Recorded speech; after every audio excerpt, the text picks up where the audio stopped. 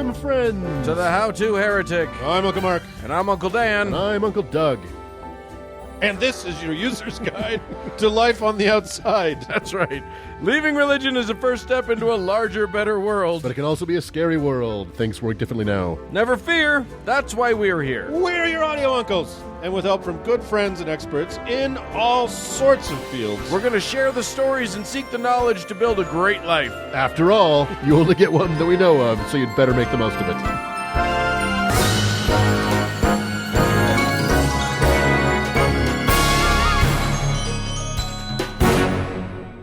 Well, Uncle Guys. Yo. We are Uncle Guys. We are Uncle Guys. That's what we do. But, you know, we could be Aunt Guys. We're A trio of Tios. That's right. I like that. We're not enforcing any gender roles around here. Right? So, we got a show, episode 76, coming in hot. Boom. I'm going to talk about when it gets hotter. I'm going to talk about a way for you to sleep better at night. Yeah, and then we're going to have a really cool conversation with Chris Stroop, who's He's a man for all seasons. All seasons, and he's going to tell us about the latest dust-up, the shit that he has recently stirred. His appearance on Fox and Friends. Yes, So, or non-appearance. tune in. It's a hoot. Yes, indeed. Yeah. Let's do it. Let's do a show. Woohoo! Uncle Doug, Hello. go to hell is what I'm saying. The hell you say? Listeners, a strong language warning. we will use the HE double hockey sticks. HE double hockey sticks. Term. It's so hilarious how that was a swear. It's hilarious. Yeah, so dumb. So, yeah, folks, today I kind of want to talk about what awaits all of us. Yes, it's true. Everyone listening to this podcast, especially, Is definitely destined. we're bound, according to the Bible, for sure. We are bound for hell, right, Uncle Mark? Flag on the play. Oh no! I'm going to penalize you 15 yards and an eternity for that. So You just did a sports metaphor. did I? Uncle He's got Mark. a sports metaphor a day calendar he's trying to work through.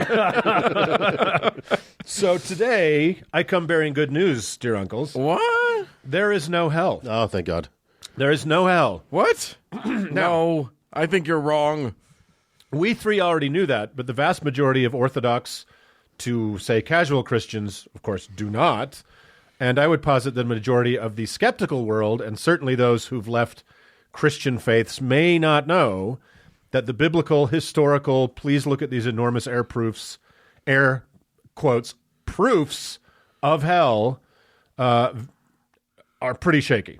Pretty fucking shaky. So Sir.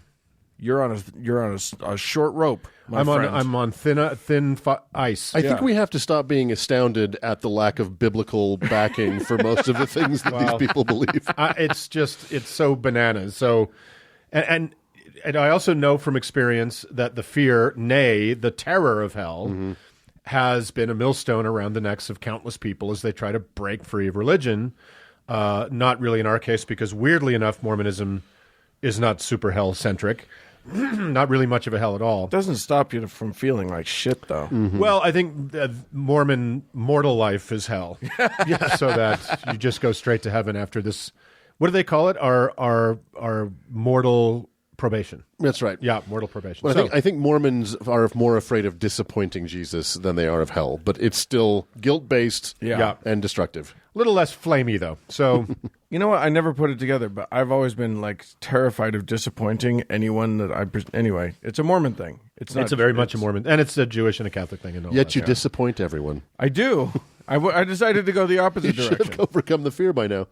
So, we're going to do. This is going to be a two-part segment. I know everybody's very excited about that. Yeah. And we'll get to kind of the discussion of the terror that it causes in people next time. But I thought I'd start with trying to cover some ground pertaining to the biblical lack of hell, the origins of the, again, air quote, modern idea of hell, and the bizarre evolution of the whole shebang. So it's going to be a good time. So I should mention this segment was inspired by my friend Brad, who sent me a terrific book that I highly recommend called The Penguin Book of Hell, and edited by Scott G. Bruce. And I found some really interesting information that I'll be relying on here. It's the work of Jacob Macmillan and sources he compiled. I've always been interested, by the way, in Antarctic bird theology, so that's good. A little more like concisely timed there, Dan. I'm already moving. You were going too fast. I couldn't find an in. The penguins who go to hell. Yes, indeed. The hell is full of penguins. So, anyway, this other author, Jacob Macmillan, wrote a huge 3-part series on the origins of hell. He's a Christian, just one that doesn't believe in hell, but he does have the receipts. So I'm going to lean heavily on that, and I'll include all that in the show notes, so you can enjoy hell at your leisure.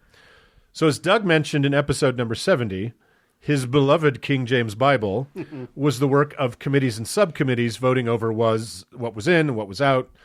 So it kind of making it a mishmash. And in many ways, there's going to be so many air quotes in this, I'm going to dislocate my fingers. and in many ways, the least accurate Bible.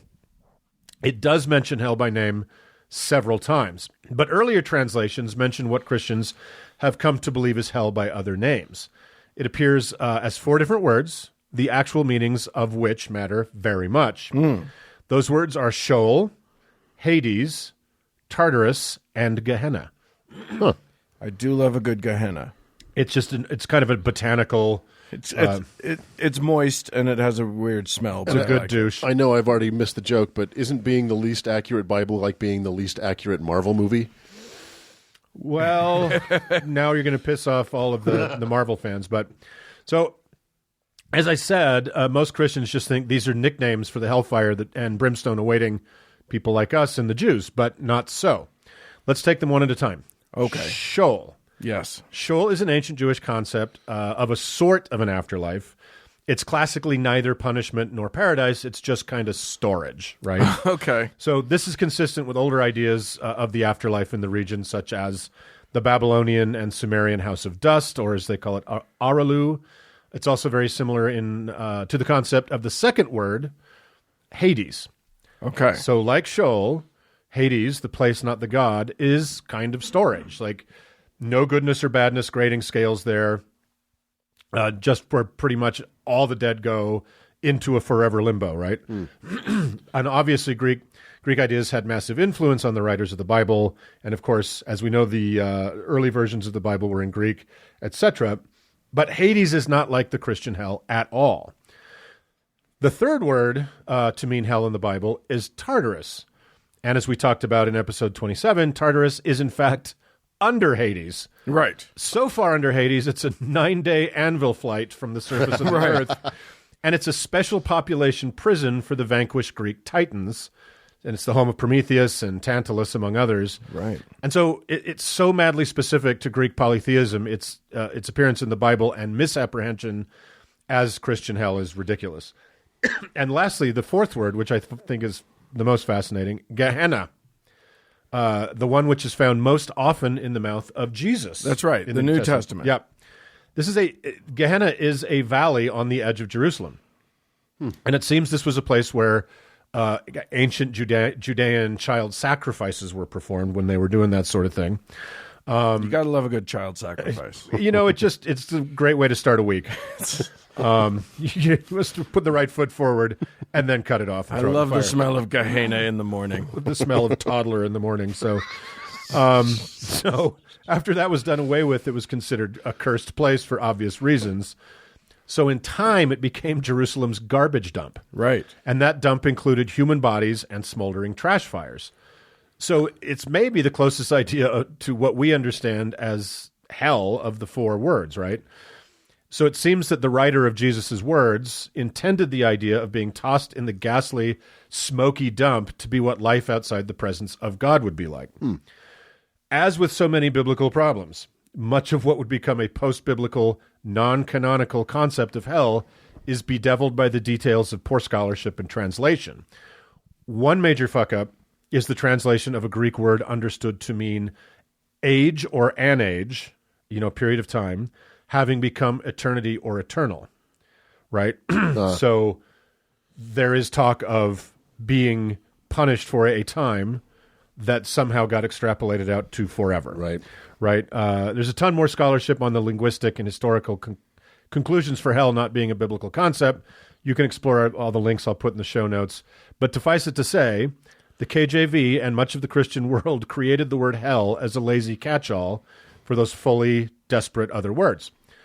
So where did what's now probably the second most defining concept in Christianity come from then?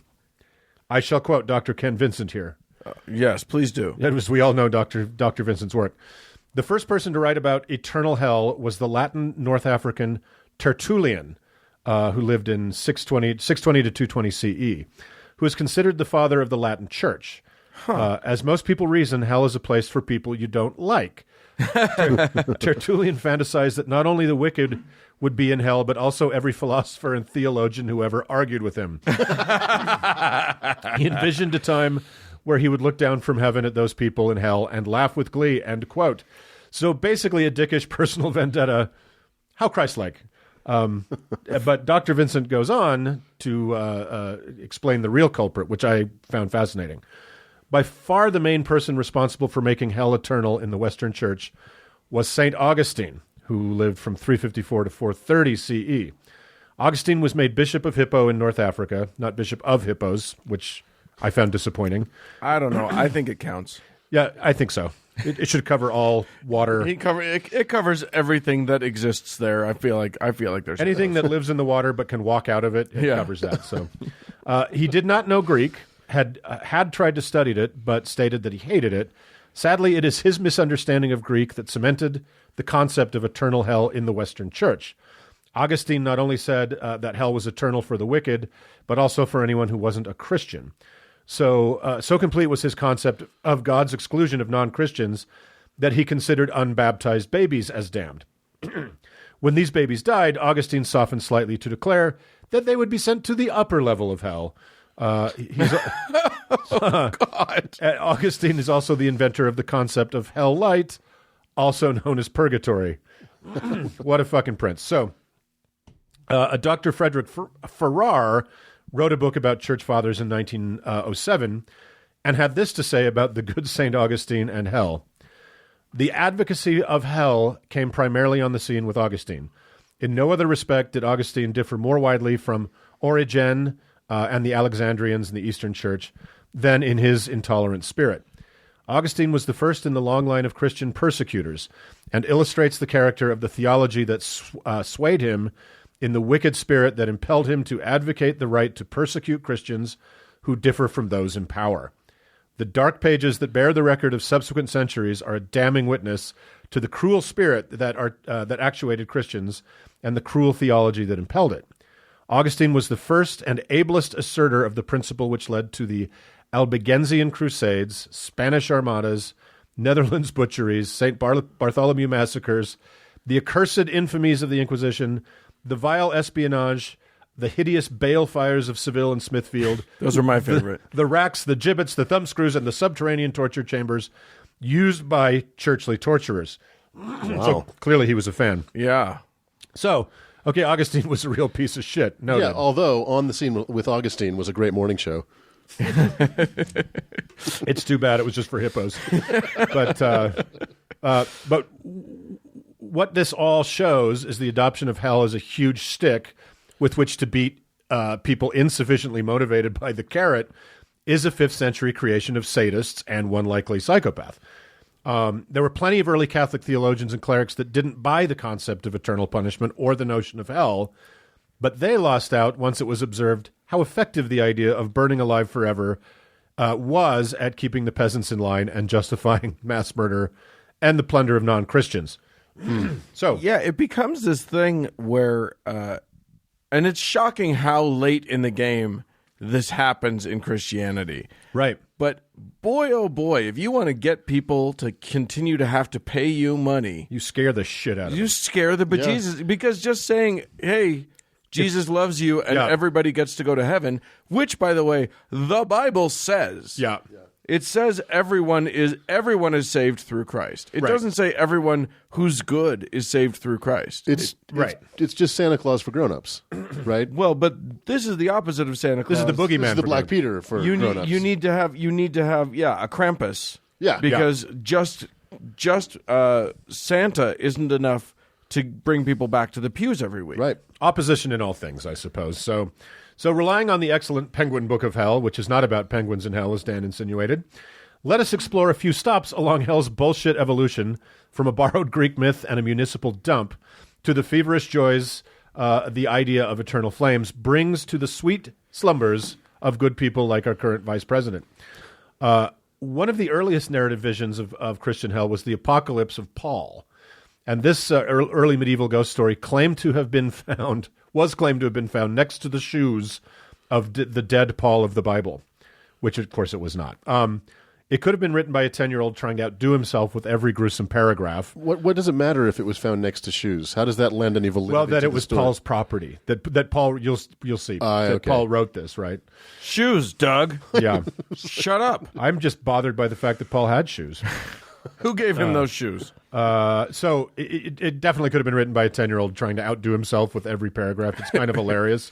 An angel of Tartarus shows Paul sinners suffering torments, as was typical of all the hells that will follow, designed to reflect their crimes, right? So bowels being ripped out by hooks for church elders who ate and drank too much, etc. It's both turgid and stupid, but it scared the burlap off of countless thousands of ignorant parishioners over the ages. So, fellas, what is a lover of the Bible and a good Christian wanting to square the known world against that garbage pile of mistranslated and misunderstood myths and stories to do? Especially in the case of the giants of the Old Testament who lived before the atonement of Christ. You know, people like Adam and Isaiah and King David. Well, I'll tell you, another early version of hell had a workaround for that. The harrowing of hell has Jesus traveling to hell for the days between crucifixion and resurrection to rescue the prophets of God who have for all these years been in hell, but more kind of hellish. It was a prison break? It was a prison break for prophets of the Old Testament. I love it. Were in hell because they hadn't been Christianized. You, and you, come with me. The rest of you stay where you are. It's so insane. So from about 600 CE on, the Catholic world became a hot market for any half-mad monk who claimed to have had a, air quotes, vision of hell, each becoming more florid and more granular in detail than the last.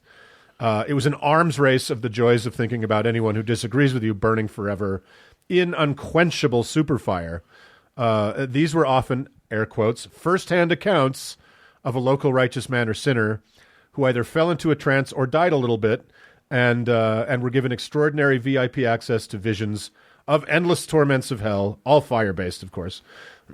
So from the 8th century Irish tome called The Island of Fire and Giants to the incredibly graphic 12th century vision of Tundale, in which a sinful Irish knight is shown kind of Dickens' Christmas Carol style, what his future holds if he fails to repent. This one particularly is Tolkien-esque in its level of nightmarish detail. These lurid and ridiculous tales of hell quickly became the hottest-selling fanfic in all of Christianity. They were actual bestsellers. Wow. You know, it's so funny. It makes so much sense to say, you know, I'm working very hard to do what Jesus told me to do. And my neighbor is not working hard at all, and he's having a lot of fun that I don't get to have. So he should be punished for that. So, yeah, I want to feel a sense of justice about this. Right. Of course you're going to buy into a narrative that says that he's going to burn and I'm going to be exalted and I win and he loses and fuck you for and return my shovel, you bastard, and all that sort of thing. Well, it's like buying a Stephen King book, right? It's scary. Yeah. But when you put the Stand away, you don't think it's actually going to happen. So that one actually is going to happen. That seems like it's happening. Currently happening right now. So in most of these tales, Satan himself is bound in the lowest and hottest part of hell. He's often depicted as a giant, chained to the wall or on atop a blazing grill. And pardon me, as I burp, and stuck until he's released upon a wicked world at the Last Judgment. This is also true in the most famous of the medieval hellish visions, Dante's Inferno. Right. But here the devil is not bound in fire, but frozen under a lake at the bottom of level 9, the basement floor of hell, where his 3 frigid heads chew forever on history's greatest traitors. We've mentioned this before. Judas Iscariot and Brutus and Cassius, the murderers of Julius Caesar. Why the fuck not? So Sure. We'll do a whole segment on this 14th century bestseller another time, but more than all the other sources, Dante's Inferno is where most of the flesh that has been hung on the patchy framework of the idea of hell comes from. But because all this isn't fucking batshit enough, I want to end on an incredible work of Christ-like love, one written specifically for children. Oh, good. Right. A 19th century English priest named Father John Furness, which is appropriate. It's a great name. Ran summer camps for Christian boys and girls and wrote a pamphlet called The Sight of Hell. None of this is all going to turn out very well. Yeah, it's very wholesome entertainment. And it was to help youngsters remember to say their prayers every fucking night. Or the monsters will get you. So let me just read a couple passages from this delightful book for those of tender years. You have heard, perhaps, a horrible scream in the dead of night. What? Oh, that's just the intro, babe. You may have heard It's a good start. the last shriek of a drowning man before he went into his watery grave. You may have been shocked in passing a madhouse to hear the wild shout of a madman. Your heart may have trembled when you heard the roar of a lion in the desert or the hissing of a deadly serpent in the bushes. Okay, I don't know much about 19th century England, but it sounds insane. But listen now. Listen to the horrible uproar of millions and millions and millions of tormented creatures mad with the fury of hell. Oh, the screams of fear, the groanings of horror, the yells of rage, the cries of pain, the shouts of agony, the shrieks of despair of millions on millions. There you hear them, roaring like lions, hissing like serpents, howling like dogs and wailing like dragons. There you hear the gnashing of teeth and the tearful blasphemies of the devil. Above all, you hear the roaring of the thunders of God's anger, which shakes hell to its foundations. So that's spooky. Wow. Night. Here's another reassuring tidbit. Sweet dreams. Here you are, little Sally. Little child, if you go to hell, there will be a devil at your side to strike you. He will go on striking you every minute, forever and ever, without ever stopping. It's like having a big brother.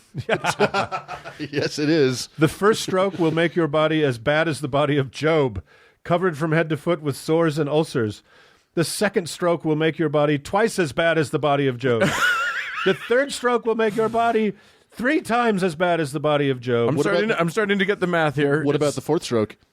I'm glad you asked. The fourth stroke will make your body 4 times as bad as the body of Job. This is like the Count on Sesame Street. So 6 times the body of Job. How then will your body be after the devil has been striking it every moment for 100 million of years without stopping? Ooh, I know. It'll be worse. And lastly, a little something for the young ladies who like pretty dresses. Oh, yes. This is insane. Okay. Are not thy garments hot? Come into this room. Does that mean sexy? Wait, what? You see it is very small, but see in the midst of it there is a girl, perhaps about 18 years old. What a terrible dress she has. Doug's like, Perhaps, Your Honor. Doug's like, keep talking.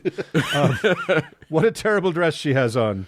Her dress is made of fire. Oh. On her head she wears a bonnet of fire. It is pressed down close all over her head. It burns her head. It burns into the skin. It scorches the bone of the skull and makes it smoke. The red-hot, fiery heat goes into the brain and melts it. Ezekiel 22 says, I will burn you in the fire of my wrath. You shall be melted in the midst thereof as silver is melted in fire. You do not, child, perhaps like a headache? Think what a headache that girl must have. Oh, my God. But see Jesus. more. She is wrapped up in flames, for her frock is fire. If she were on earth, she would be burnt to a cinder in a moment. But she is in hell, where fire burns everything, but burns nothing away. There she stands, burning and scorched. There she will stand forever, burning and scorched. She's just standing there burning? That's her hell? She counts with her Standing. fingers the moments as they pass away slowly, for each moment seems to her like 100 years. As she counts the moments, she remembers she will have to count them forever and ever. Wow. When that girl was alive, here is her crime. When that girl was I alive, bet you it's truancy. if only it was that severe. Loitering. When that girl was alive, she never thought about God or her soul. She cared only for one thing, and that was dress.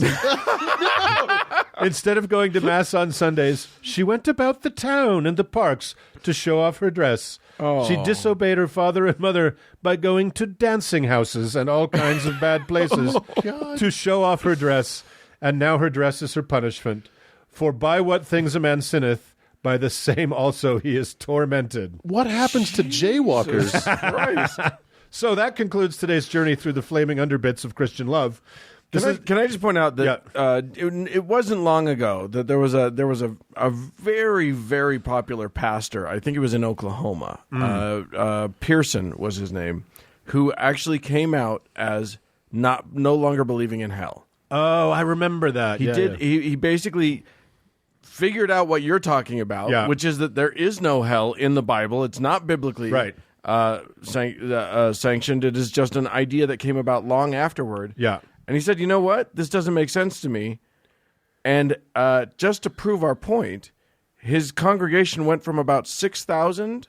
He had a mega church. Yeah. So many people to like 300. Wow. Because people don't stay in their pews if they're not motivated by fear. I feel like if I was a Christian, I would want very much somebody to explain to me that hell is not real. Right. That would be an incredible relief to me. Except that then you stop paying money and you stop going to church because you're not worried anymore. It's a win-win. Yeah, exactly. Well, yes, it's a win-win for you. It's all upside. Not awesome for preachers. So that this has been a long way of saying that hell is not fucking real. Even from the biblical perspective. So, even in the Bible. Even in the Bible. So get out there and get your sin on, free from fear, friends. And as I said, this is a two-parter. So let me set up part 2. If any of you good people out in radio land came out of a faith or experience where hell loomed large and was very affecting. Or looms still. Or even, a lot of people who've left religion still it sticks to them. So shoot us an email at howto@howtoheretic.com. Tell me a little bit about how it affected you, and if it still does, or you can tweet me. I'll tweet about it too. And that'll help me put together the second part of our journey into hell. So, with Uncle Dan rethinking his pretty dress and all the misspent time at the dancing halls, I'm just switching it out for flame colors. Let's move on. Moving on.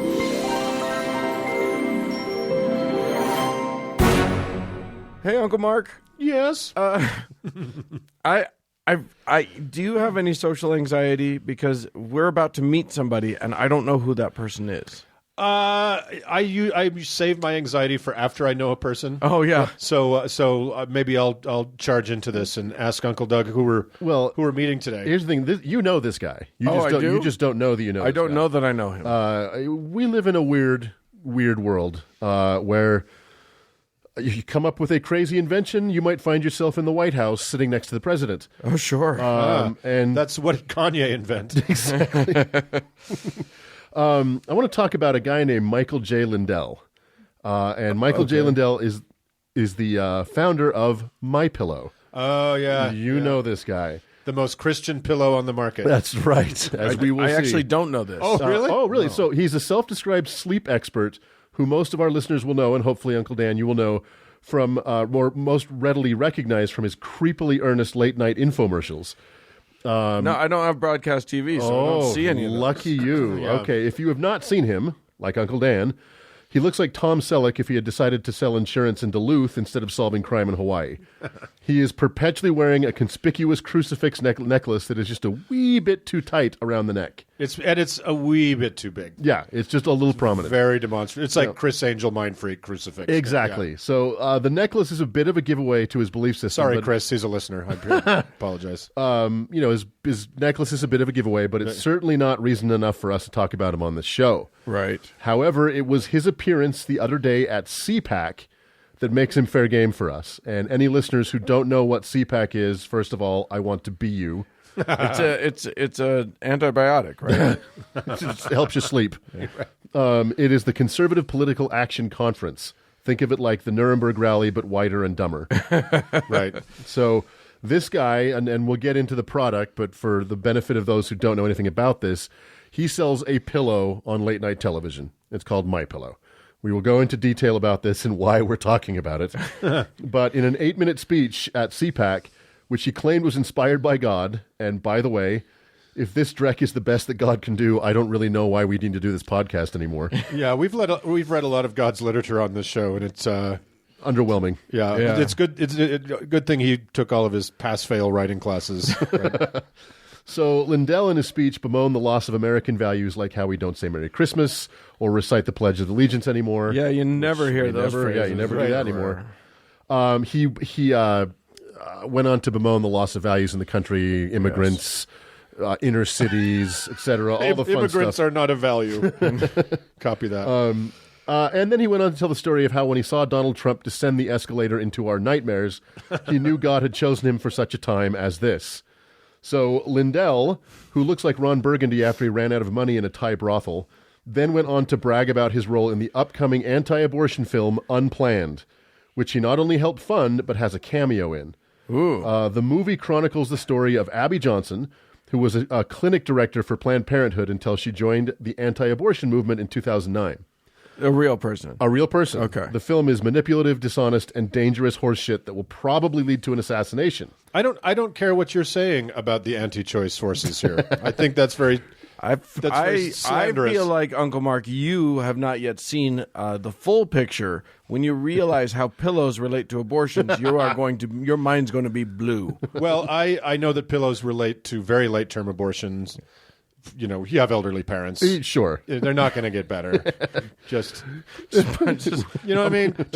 Look, no, we don't have to say it. Okay? You're saying a 10,000th trimester abortion? The last thing Granny's going to see is this Lindell standing over her with Exactly. with my pillow. If the last thing she's going to see is a pillow, make it a My Pillow.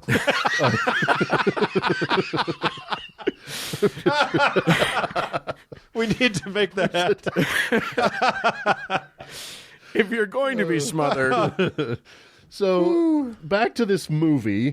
I would recommend watching the trailer for this film because if nothing else, a very funny episode of Gamcast is in our future. Yeah. The trailer ends with the absolutely fantastic line, quote, "Congratulations, you've made an enemy of one of the most powerful organizations on the planet, Planned Parenthood." Hail Hydra. So yeah, exactly. All right. So who is this man who schleps pillows on late-night television and looks exactly like the kind of credulous fool that would purchase pillows from late-night television? Born in Mankato, Minnesota, Lindell, who I promise you always smells like cheese, bounced through a bunch of small businesses like carpet cleaning, lunch wagons, and some bars and restaurants before striking gold in 2004 with MyPillow. Lindell became addicted to cocaine and alcohol in 1982 and then crack in the 90s. Wow. Yeah, he founded MyPillow. It's cheaper. Yeah, right, exactly. It was cost cutting. He founded MyPillow. Well, which is odd for an evangelical Christian because it's considered a black drug. Yeah. Right. He somehow overcame he's that. too racist to do crack. He founded MyPillow while he was still an addict, which is amazing because he probably wasn't doing much sleeping at the time. His addictions got so bad that he lost his marriage, his house, and nearly lost the business before sobering up in 2009. But he kept the pillow. He kept the pillow. Subsequently, Lindell founded the Lindell Recovery Network in 2017 that helps addicts overcome their addictions by exposing them to, any guesses? Jesus. Pillows. That's right. Oh. Christian Recovery Organization. And crack. That's right. And crack. This network and his successful small business led Lindell to sit next to President Trump in October of 2018 at his opioid crisis meeting, where Trump endorsed his pillow and claimed to use one. So I don't want to know any of that. let's talk about the company and the product itself. You should see what he had some Russian hookers do to that pillow. Horse. Jesus. Cody, you know what to do. Just cut all of Dan. That's, I think he's got a program. it's an app. Cut your voice.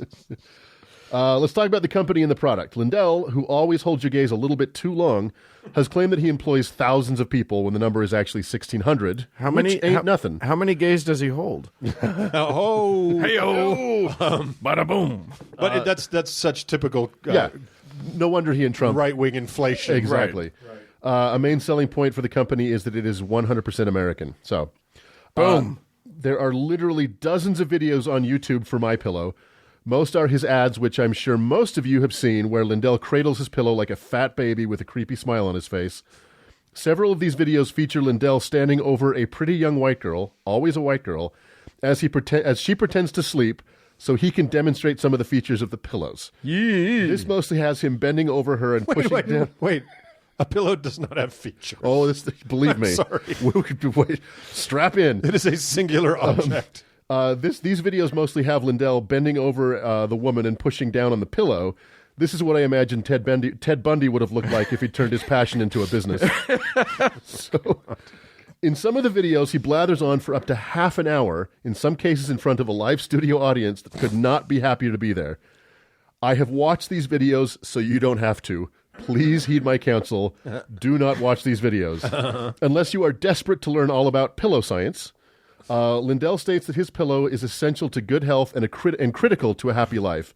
And there is not a bigger health problem relating to your health than pillows. No, of course not. That's true. Especially if used in the method we were talking about before that. It's a major health problem. The Pièce de Résistance is an hour-long documentary, air quotes, produced by Lindell himself called The Mike Lindell Story, An American Dream. This documentary starts with a Star Wars-like text crawl before fading into a not-at-all capacity crowd at the Pantages Theater in Minneapolis, where we are treated to Lindell telling us his life story, peppered with guest appearances by his kids, some people who were there at the beginning of the Pillow Empire, his drug counselor, Joe Piscopo, and Stephen Baldwin. Come on. I have sacrificed a lot for you, dear listeners. This is like the most Tim and Eric thing ever. But I have never regretted anything more than wasting an hour of my life watching the Mike Lindell Story. You're welcome. Wow. His 7 years of research have led him to understand that the cervical nerves and vertebral arteries on both sides of your neck need to be held straight while sleeping in order to achieve REM sleep. So, Yeah, because all of us who have never used his pillow have never actually slept. yes, the perfect form in God's image requires circumcision and my pillow. Right. So, The great designer. what's the secret of the pillow, you ask? Well, I didn't ask. Lindell's pillow contains three different sizes of hypoallergenic antimicrobial polyurethane foam cubes. I hate you. That's it. It's just a cotton sack of various and sundry highly flammable foam cubes that coincidentally look a lot like crack cocaine. It's a bag of sponges. It's the most ridiculous thing. So on the website, oh my God, on the website he is pushing all sorts of sleep products, from what you'd expect, like pillowcases and sheets, to the unexpected, like Mike Lindell cardboard cutouts and bobbleheads, to the very unexpected, like Bleed Stop, a non-stinging powder that stops bleeding from small cuts. So that's on the website. Okay. And, of course, the hold music for My Pillow hotline is Amazing Grace. And I was sore disappointed that the lyrics were not changed to I once was lost, but now I'm found. 'Twas blind, but now I sleep. But, so, is he just a right-wing religious hack selling overpriced junk on late-night television?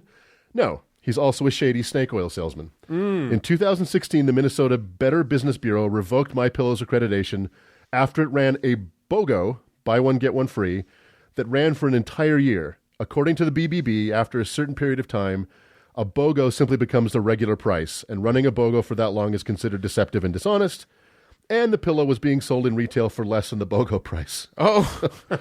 In the same year, My Pillow settled with California district attorneys for $1 million over claims that the pillow can cure fibromyalgia, sleep apnea, and cerebral palsy. Oh, so now Shockingly, it's starting to sound like a Christian product. there you go. Also, it's kind of, he's getting into Gwyneth Paltrow territory. Totally, Like, totally. when's she going to sue him? Yeah, Gwyneth Paltrow at least has the good sense to like kind of do broad spectrum, but he's gone all in on the pillow. If he is killed by a high-velocity jade egg, we'll know who the culprit was. or saved by a pillow.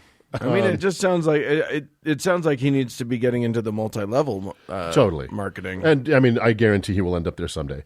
So, I mean, why bother with this guy at all? He's nothing but a two-bit wackadoo whose only presence in most of our lives is the brief few seconds before we can find the remote. Right. Well, this guy is not going away. His sudden star turn has him hanging out at Mar-a-Lago and funding some of the most egregious and dangerous rhetoric in our nation. And I will put money down that this jackass will run for office someday, and this country might be dumb enough to elect him. It's true. The good news is that the clock is ticking until his inevitable downfall, facilitated by being caught either with a dead girl or a live boy. yeah, Or both. Nor the boast. and the look, once you've tasted the sweet siren, savor of crack, it's always You out never there, go baby. back. Yep. He's gonna revisit that someday, and I can't wait. The last thing I'll What say... do you think the pillows are made of? Crack? Crack cocaine. That's the secret ingredient. in his heaven. The last thing I'll say is please don't buy a MyPillow. You are directly funding hate if you do. And if you all have already purchased a MyPillow, you should burn it. Mostly because I want to know if it goes up like a nuclear bomb. And then one lovely little coda of this whole story.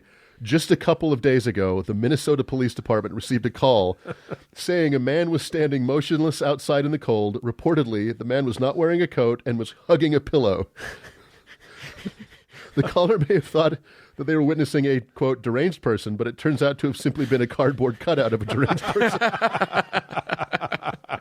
I actually saw that story. Did you see that? Yeah.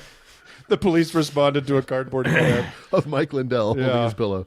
That's symbolic of something, I So suppose. I know a bunch of you out there have seen these ads, and now you know a little bit more about the man that you're going to see a lot more of. So there you go. Yeah, our Wow. next president. Let's, Yeah, exactly. Before that happens, let's move on and kill ourselves. Moving on.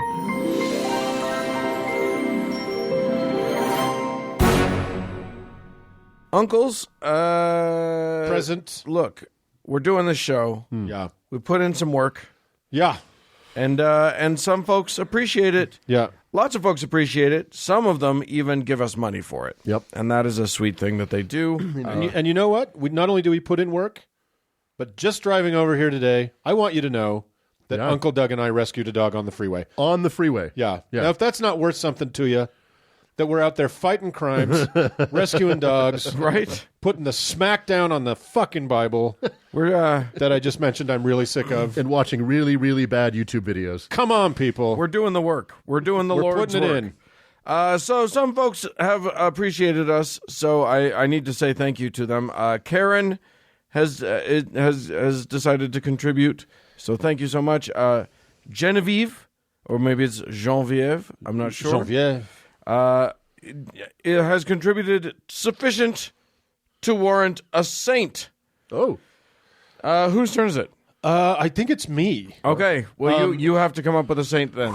Okay, so This is an for improvised. Genevieve. Yes. Genevieve, your saint is Saint Crapslaptimus of Murfreesboro, Indiana, not Tennessee. oddly Okay, enough. good, Yeah, good, it's, good. I was going to say we've already had one of those. yeah, and it's actually a city that doesn't exist, so it's a very peculiar saint. Right. And she is the patron saint of clear adhesives and the Peloponnesian War. Yes. Yeah, Excellent. yeah, covers a lot of ground. It does. It does. So congratulations on that. Yeah, that's great. And So if you too would like to have us make up a saint for you on the spot or receive your own personal heaven, be sure to go to patreon.com and see what it takes. or other things. Or other things. Yeah, you never know what you're gonna get. That's right. And the only way to find out is to actually go to the website. You go to howtoheretic.com and then you click on the Patreon thing, and then you'll find out what you may or may not get. And then while you're there, you might as well just contribute anyway. Right. Yeah, you're there. You're there, and so just put on the more button on your computer,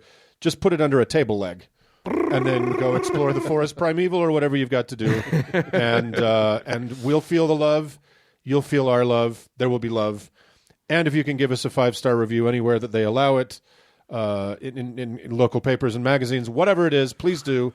It helps spread the word, and it makes Dan happy. Yeah, and really, isn't that everyone's goal? Yes, To make Dan happy. To make Uncle Dan happy. It's like diffusing a fucking bomb every week with this guy. So help us keep him under wraps, people. And with that, let's move on.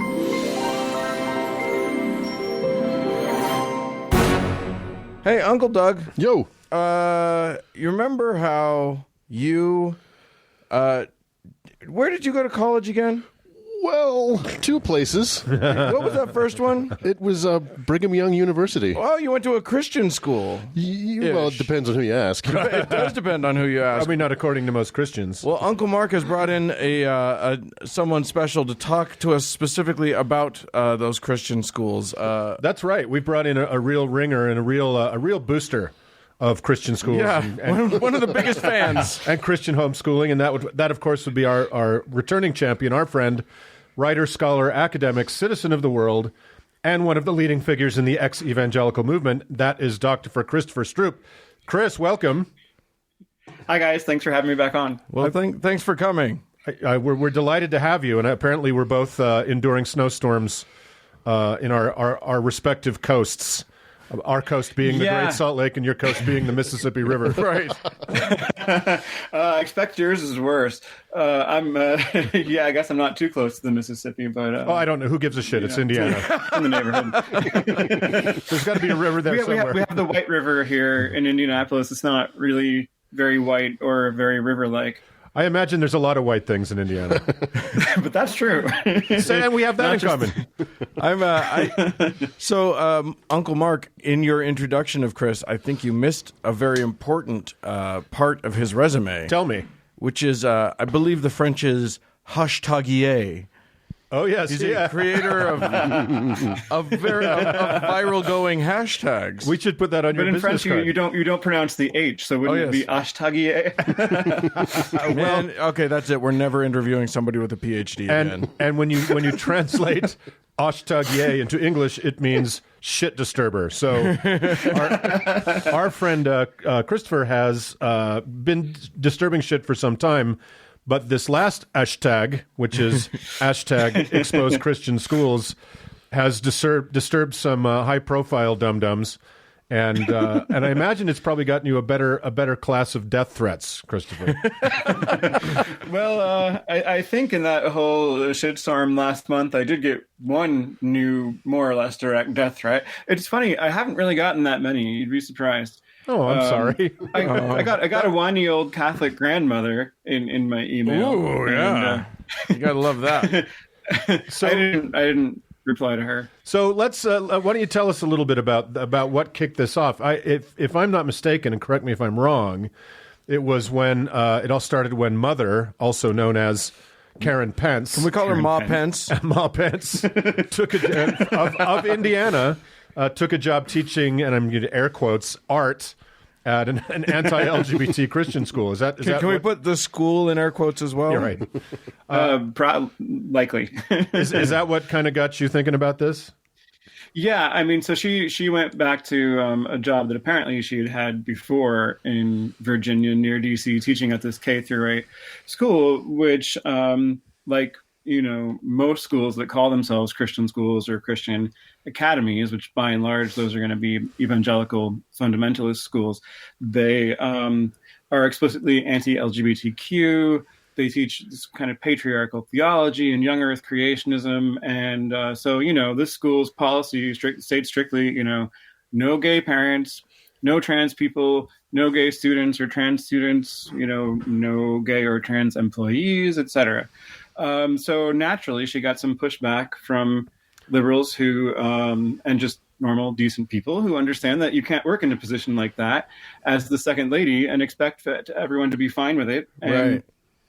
Act like you're representing all Americans somehow with this, explicitly discriminatory position that you're working in. So I didn't initially create any kind of response to that. I believe I shared some of the early reporting on that, like Rebecca Klein's reporting for Huffington Post. If I remember correctly, she broke the story. And then, though, there was this just really petulant pushback on the criticism from the right, sort of the "how dare you persecute us" In a first, right? In a first for the Christian right, they whined about it. Yeah, they seem to feel that, it's weird because you never hear them talk about them being martyrs or put upon. They've got a really thick skin normally. Yeah, usually. Yeah. So it was David French in National Review, and it was Mike Pence himself on Twitter, and he actually said, criticism of Christian education in America must stop, or he tweeted that, and I was like, this is bullshit. You're like, wrong, it must start. And here we go. So in the moment there, I created the hashtag expose Christian schools, and I kind of called on other alumni of these right-wing Christian schools to, I believe the phrase I used was, tell at VP and at David A. French what these bastions of bigotry are really like. Yes. And boy, did they. Yeah, so I didn't expect it to go as viral as it did. It wasn't a pre-planned action, but then once I did create that tweet and that hashtag, it was, again, like Empty the Pews. It was a hashtag that came to me in the moment. It wasn't something that I actually thought about. I was like, maybe I'll create a campaign. Maybe I'll consult with some focus groups. Nope, just threw it out there. And like Empty the Pews before it kind of blew up. So I did then share it in some retweet groups and with some people to see if we could get a little traction. I thought we might get a good discussion going. But, you know, I didn't realize, and this was January 18th, that by the first, and that was a Friday, which you might think would be a bad time to make something trend. But I guess maybe because Friday is kind of quiet, it was easier to get into the top trends. And then that's when more people notice, including trolls who start creating counter talking points. Right, of but course. by Friday night, I was watching the top trends, and it reached number 1. And by Friday night, it had over 20,000 tweets. Jesus. Then on Saturday, January 19th, the whole Covington Catholic MAGA hat wearing boys story broke and created a huge firestorm. And at that point, the hashtag really took off. Right. And in many people's minds, it became conflated with the Covington story. And as the right-wing media sphere, I guess, or their whole media machine, thought that they could get a win out of that by saying, why are you being so mean to these poor little white boys? Right. The story became, to them, they also, I think, deliberately kind of conflated it with Catholic schools, whereas I had originally meant it to target evangelical schools, the ones that call themselves Christian schools or Christian academies. And it's perfectly fine, of course, to expand the conversation to Catholic schools, which have major problems as well, and Mormon schools, as you mentioned, and also colleges and universities. Though, again, I had in mind, primarily like K through 12 Christian schools, but I have also been doing all this investigative journalism for several years now on what's wrong with Christian colleges, the way that they purge faculty, the way they persecute their LGBTQ students, and they make one's stance on same-sex marriage a litmus test in hiring. They directly ask people about it. So, I've been doing that too, and it also became part of this discussion. And then, the right just absolutely went nuts. The hashtag was mentioned on Fox and Friends at least twice. But, No way.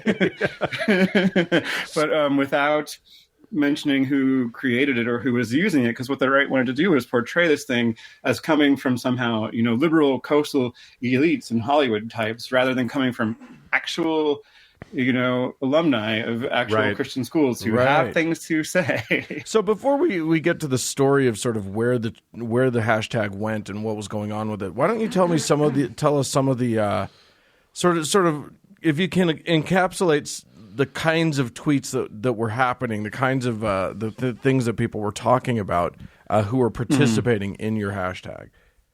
Yeah, they fell into several broad categories. And so some of them, one of those categories would definitely be queerness. And another one would be gender, obviously closely related, gender, sex, sexuality, being a woman, being queer, because those things are obviously more difficult in this intensely patriarchal environment.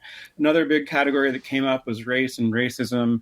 I tweeted about having to go through a worksheet which clearly illustrated the curse of Ham theology, even though it didn't exactly say that black people today are still cursed because they're descendants of Ham. It clearly showed on a map that they were the descendants of Ham. You had that experience? You did that? Yeah, that's not only a Mormon thing. Nice. What age were you? What age were you when you got your lesson in Ham? It was either 7th or 8th grade. I think I said it was 7th, but I think maybe it was actually 8th. It was whenever I had Mr. Bromer at Colorado Springs Christian School in Colorado Springs, Colorado. We're putting you on blast, Bromer. So it had I don't remember his first name, but yeah, Mr. Bromer, wherever you are. It had a map where it was like, so Africa is... We're not saying it's black people. It just happens to be this continent. Well, so it had like illustrations of Shem, Ham, and Japheth, right? Oh, boy. And it was not in color, but they were obviously like, this sort of folkloric caricatures. Like Ham was obviously black. And then they had these arrows. Which one was holding pointing a to the parts of the world that they supposedly populated. Oh, my God. Wow. Yes. So the cursed people, they all just happened to congregate below Europe then. I did see something like one tweet where somebody said in the exposed Christian schools where they said we didn't have I'm paraphrasing, we didn't have a prom or a dance, but we did have a slave auction. Yeah, where it was a fundraiser. right? Yeah, I had no idea that was a thing. And that sparked, I think, hundreds of replies, thousands of retweets. That particular tweet was really interesting because the person who tweeted, I'm forgetting her name, but she said that the auctioneer, the teacher or administrator who was playing the auctioneer, literally held a whip. So this wasn't exactly subtle. Wow. It wasn't like ancient Athens or Roman enslavement. Oh my God. But then it turned out that a number of public schools, I guess, particularly in the South, have used slave auction fundraisers as well. And I heard about a bunch of other Christian schools that used them and only abandoned the practice in the 90s, or maybe they didn't abandon it. They just changed the name to Servant Day. Right. Okay. That's better. The South is nothing if not aware of their tone deafness. They're very good at that. So race, gender, sexuality, and then there was, I guess, one other broad category would be like, fake science or just poor education. Yeah, that was one of the ones disinformation. That was one of the ones that I saw because as I was sort of reading through it, I saw a theme coming out that people once, if they went to, especially evangelical, but any kind of Christian school, when they got to college, they were shocked by their own ignorance, by how little they actually knew when all of their counterparts seemed to have way more knowledge. Yeah, and here I should say that this is not necessarily, or for the most part, this is probably not going to be true of people who graduated from Catholic schools, which do vary considerably in a way that evangelical schools do not. And I'm not trying to at all absolve them of their horrible history and current, present abuses, particularly with respect to Native American populations, but also, child sexual abuse in Catholic schools. I mean, it's happened here in Brebeuf, at a school called Brebeuf, which is a Jesuit academy in Indianapolis. But, the Vatican has been good with evolution for a fairly long time now. Right. And so, they don't get the young earth creationism. Many Catholic schools also even admit non-Christians, which I guess I've heard of a couple incidents of that happening in evangelical schools, but it would be really rare. And I think most of them, in their policies, they don't. I mean, they tend to make you, 6-year-old kid, give them your testimony, or at least they're going to grill your parents about their faith. I mean, it varies a little, but they're not places where people who aren't Christians are going to send their kids just because of the higher SAT scores. Right. They're not. Whereas Yeah, the Jesuit Academy. They're not inclusive. They're not looking to be inclusive in that way. Not at all. Not at all. Right. And some Catholic schools actually do promote social justice. Certainly some are also fundamentalists and far right wing, and they have a bad habit of firing outed gay employees.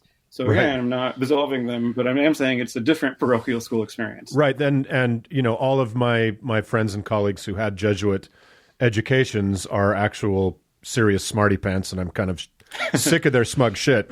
But that's there is a real focus on education in most of those schools, whereas it seems like in the evangelical or other quote unquote Christian schools, it's really about enforcing an orthodoxy at the expense of everything else.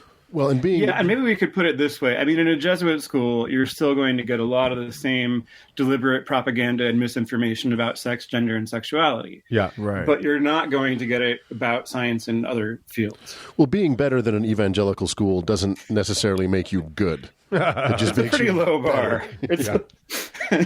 I mean, the three of us here went to public school in Salt Lake City, so it was practically a religious school, but well, it was a very blonde madrasa experience with a football team. So that I can believe. So you went to a Christian school as a kid, and then you went to non-Christian college.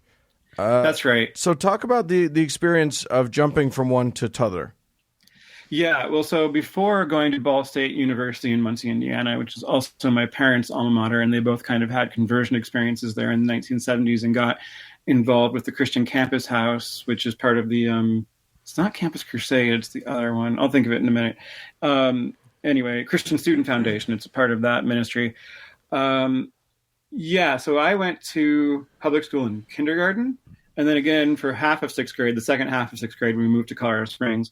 Then I did middle school, the rest of middle school in in Colorado Springs Christian school, despite begging to stay in my public school after the second half of sixth grade. But my parents wouldn't let me. And Christian schools also demand that teachers, and my mom is a Christian school teacher, send their students to the schools. Sure.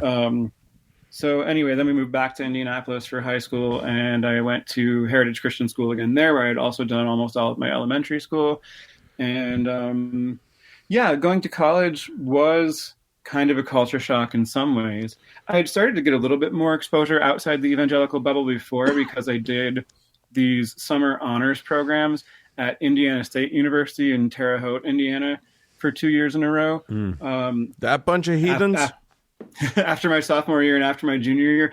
Well, yeah. I mean, I took a theater class and an English class. I always did all school plays and stuff too. And they were these kids were, like listening to all this like secular music with curse words in it, and they were saying curse words all the time. And it was like, whoa. And talking about having sex and like, whoa. But when I went to college, I mean, yeah, I was still deconstructing, and the whole experience could have been, and I did a lot of good things, and I made some friends, but I made very few lifelong friends though, because I was just in this transitional space, and it ultimately left me with depression of, figuring out who I was. And I tried in the beginning of my college career to defend Orthodox evangelical views, even in the classroom, even though I hated doing that and it made me feel really embarrassed. I felt like I had to, that this is what Christians have to do, and I was afraid of hell.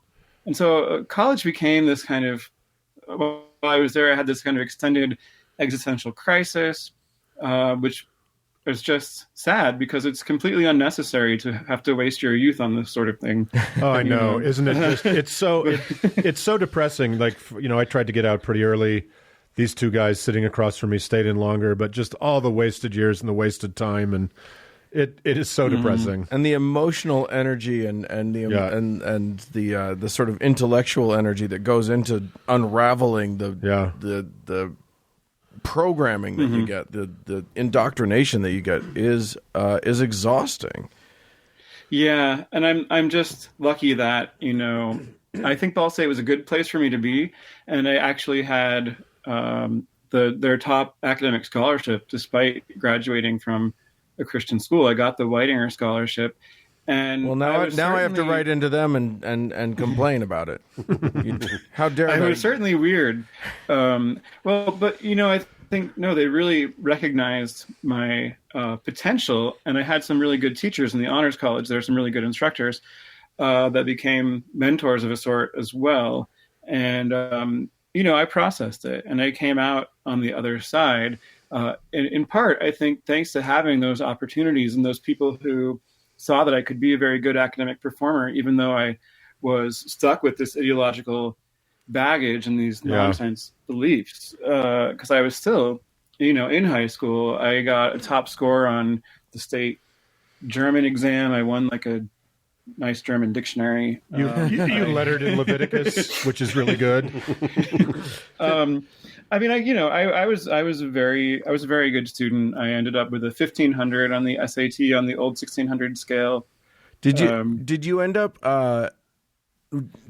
with did your school teach you about evolution? Did your school teach you about that stuff? Well, that's a story in and of itself. But so let me start by saying that Heritage Christian School in Indianapolis is one of the supposedly more quote-unquote moderate or quote-unquote liberal Christian schools because, oh my God, you guys, they support Billy Graham, even though he was like friends with Martin Luther King, that communist, and even though he's kind of nice to Muslims and Jews. When Billy Graham came through in 1999, the year I graduated, our school encouraged people to volunteer with the Billy Graham organization. So hold on one sec. There were people there. Okay, there are evangelicals for whom Billy Graham is too far to the left. Absolutely. Okay. So one of my friends from youth group, a girl named Jennifer, went to Colonial Christian School, which is not the one where you will go to if your parents are really like their main priority is SAT scores. And they forbade their students basically from volunteering with Billy Graham because he was too liberal. Wow. So, yeah. Heritage Christian School, even back then, already had a handful of AP classes, and they were allowed to, and they shouldn't be, honestly, but they were and are allowed to issue college prep diplomas. Wow. So I had a college prep diploma because, I mean, basically that's, you take 2 years of the same foreign language and a few other things and you get college prep. So I had AP biology, but I had AP biology with this very strange man who I can only describe as sort of an apocalyptically minded mystic who was always like having visions from the Holy Spirit and stuff. Wow. That's and he awesome. would come into the classroom. Every class, he would start with a quote unquote thought. He called it a thought, and it would be this long rambling devotional. And Jesus. At the beginning of the academic year in particular, and AP is 2 periods, AP biology, because you have to have a period for the lab. Sometimes he would take up almost the whole first period with his rambling thoughts. And there would be things like, so I had this dream, and I was before the white throne of judgment. Oh my God. Christ was separating the sheep from the goats, and I was very nervous, and I was running around trying to see if any of my students were among the goats, and then I was so relieved that they weren't. And he would go on in this way, and he was always talking about how it must be the year of Noah this year because look how much sin is increasing. Our country is being so nice to gay people now, obviously, because as it says in Matthew, as it was in the days of Noah, so will it be in the time of the coming of the Son of Man. And did you hear they're genetically engineering red heifers to sacrifice in the temple now? The red heifer. And so he would conclude that Christ is probably coming back this fall around Yom Kippur. Now let's dissect I that had frog. him twice. He made the same prediction. He made the same prediction both years. Yes, I like it. And I hear that he made it pretty much every year since. I think he's still there. And anyway, I actually like this. I enjoy that strategy because if you make the same prediction every year, It's more likely to happen. eventually you're going to be right. Maybe we'll see. I don't The know. odds get way, way better. Well, Christopher, I know that the odds of an impossible event are still 0. But, but wait, let me just say one more thing about this to finish answering your question. He did. This is an AP class, so you have to have a standard AP textbook, which is like an introductory college textbook. Right. So we had that. It was a secular textbook. And we actually did labs involving like recombinant DNA. You'd get this little strand of DNA and you'd like put it in a petri dish with bacteria colonies, and then they would glow under a black light. It's like, wow, we just made bacteria glow under a black light, except I think my group actually failed to make it work. But anyway. it was a lack of faith. It was a lack of faith in the bacteria. But we were learning about like DNA and stuff. And then he told us, okay, I'm not going to teach you the evolution chapters. And he was also showing us like documentary, quote unquote, videos about flood geology and earth creationism and finding Noah's Ark and stuff like that. But he was like, but here's what you need to do. Go home and read the evolution chapters on your own and regurgitate them for the exam. Right. So, classic lying for Jesus. He didn't even teach them. He didn't even teach No, he them. would not teach. He would not teach the chapters, but he did tell us to regurgitate them for the exam because in certain circumstances, apparently, lying for Jesus is the Christian thing to do. Well, you're not supposed to believe it, but you're supposed to say you do. Teaching to the test is what they call it. But Christopher, I know you're pressed for time. We're so grateful you came on the show today. Thanks so much for having me. I mean, so is the idea that we are, or I'm a little confused, we are or aren't supposed to send our kids to Christian schools? Stay far, far away from Christian schools. Oh, you turned out all right. I think it's a great idea. Yeah, Chris, you're pretty awesome. So maybe it's great. Thanks. And got to give your kid something to struggle against. Don't think that's how that works. Okay. Encourage your kids to join a robotics team or maybe even a sports ball team if your kid is so inclined. Well, listen, if people didn't hear about you on Fox and Friends or Breitbart or Tucker Carlson, or the How to Heretic, where can they find you, Christopher? So I'm definitely very active on Twitter. If you're on Twitter, you can find me at C_Stroop, STROOP. I also have a website where I've got a list of resources and a blog and some other things. It's now at cstroop.com. It used to be at chrisstroop.com, but I lost control of that domain, and I don't know if I'm going to be able to get it back recently. So I'm trying to kind of rebuild the web presence that my site pad. But anyway, yeah, at cstroop.com. The blog is called Not Your Mission Field. NotYourMissionField.com will also direct you to that site. And I write fairly regularly for Playboy. I've written for Foreign Policy. I've been a regular contributor to Religion Dispatches, both the old Religion Dispatches and also the new one, which is under rewire.news. So, yeah. Right on. Awesome. Well, thank you once again for joining us. Good luck out there, and I'll watch for you on Breitbart. Your next your next French hashtag will bring you back on. All right. Okay, great, All right. sure. Thanks. Take Thanks, care, guys. Christopher. Thanks.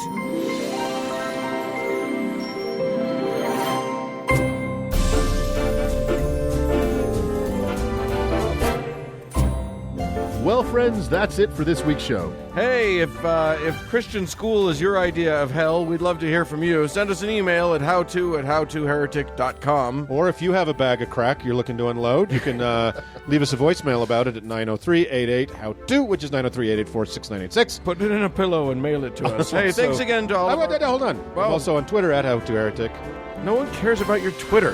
Thanks so much to our patrons. You're the wind beneath our wings. Thank you so much for Cody Layton editing the show. He is the wings above our wind. He's got his work cut out for him this week. He sure does. And thank all of you for tuning in. Bye, friends. Bye-bye.